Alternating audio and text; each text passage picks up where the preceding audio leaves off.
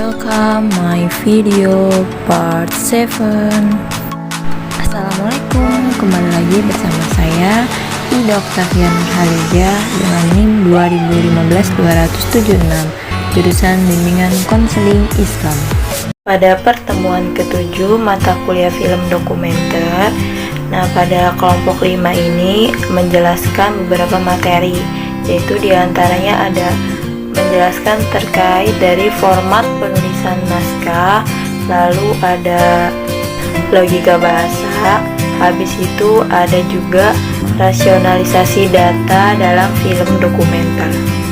Pembahasan yang pertama yaitu terkait dari format penulisan naskah.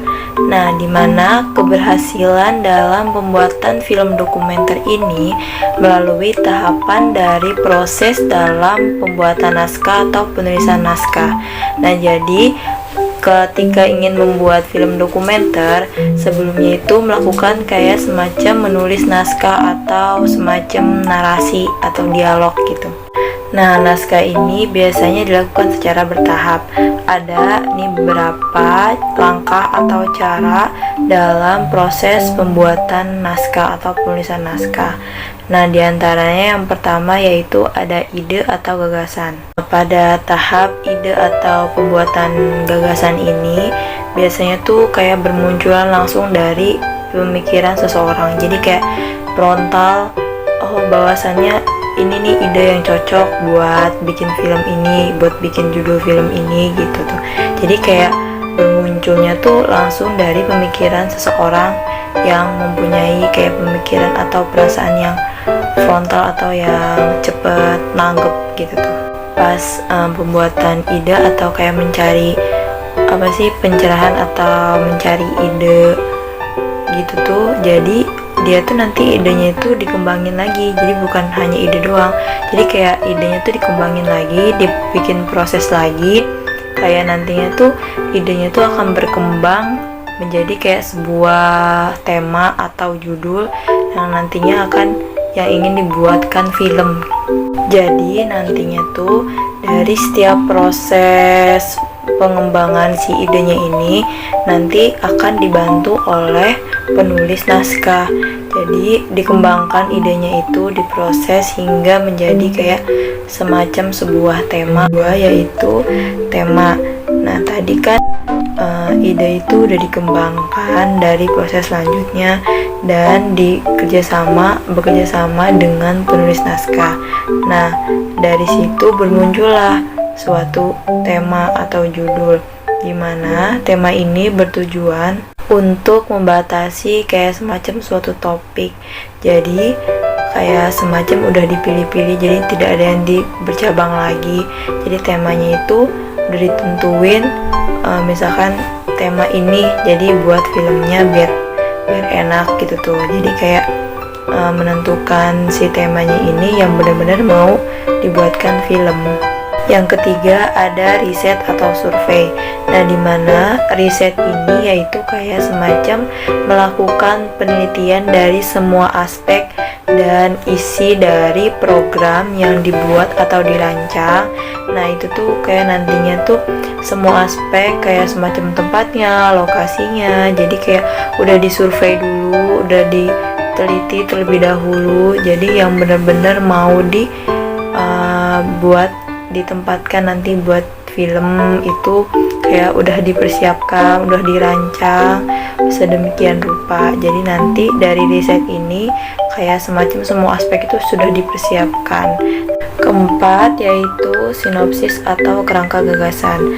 Di mana pada tahap ini seorang penulis naskah ini mulai menyusun sebuah cerita, lalu kayak mengumpulkan fakta-fakta, informasi yang fakta atau faktual yang nyata. Karena kan film dokumenter ini adalah cerita atau kisah yang nyata atau yang fakta gitu tuh. Jadi ceritanya ini dikumpulkan terkait dari informasinya tuh yang harus fakta, harus real, harus benar, harus kenyataannya tuh yang benar-benar terjadi gitu. Tapi dalam menyusun si ceritanya ini, sebuah ceritanya ini itu tidak semuanya disusun atau dibuat, jadi hanya hanya sebagian garis besarnya saja yang dibuat. Kelima yaitu treatment. Tahap treatment ini sangat penting dilakukan dalam pembuatan film dokumenter. Mengapa? Karena treatment ini kayak semacam melakukan penguraian tokoh-tokoh, pelaku utama, terus alur cerita, lalu kayak semacam uraian atau penjelasan diambil dari setiap sud-sud pengambilan gambar.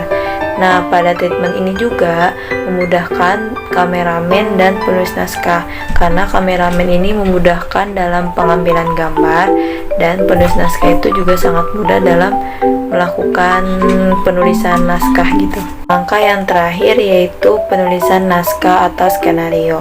Nah, di mana naskah ini ditulis berdasarkan pengembangan dari tahap treatment. Jadi bagaimana si naskah ini berkembang, terus juga bagaimana naskah ini ditulis, lalu juga bagaimana dengan alur ceritanya kayak gimana, lalu juga diambil dari spot-spot pengambilan dari setiap gambarnya. Oke, lanjut ke pembahasan yang kedua yaitu terkait dari logika bahasa. Dimana logika itu sendiri artinya terhindar dari kesalahan dalam berpikir.